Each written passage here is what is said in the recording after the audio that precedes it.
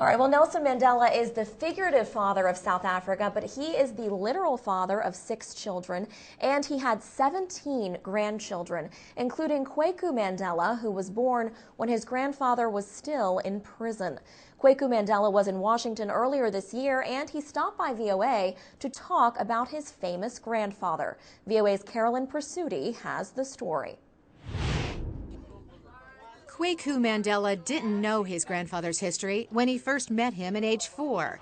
He didn't know about his struggle against apartheid and his leadership of the African National Congress that led to 27 years in prison. Kweku visited his grandfather here during his final year of arrest at what was then known as Victor Verster Prison. It was the only time the government allowed family inside Mr. Mandela's rooms. They had cartoons on the TV, and he immediately walked in and said, "Is this my grandson?" and offered us hot chocolate. Kweku says his grandfather immediately charmed his grandchildren, and when he got out of prison, those young relatives became his teachers. There was such a gulf. When he went to prison, there was no such thing as mobile telephones or color TVs or TVs at all. So he came out and he had to learn these things pretty quickly.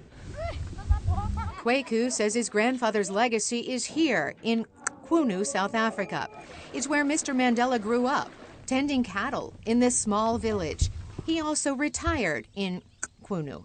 Kweku says Nelson Mandela's life demonstrates the potential we all have. One thing that's always fascinated me about my granddad's story is how a rural country boy transforms himself to become the first democratically elected president and black president of South Africa. And that kind of shows me that any individual, regardless of their background or where they come from, can have a major impact on the community they live in and in the world at large. Kweku Mandela is completing a documentary on his grandfather. It's expected to be released by the end of the year. Carolyn Presutti, VOA News, Washington.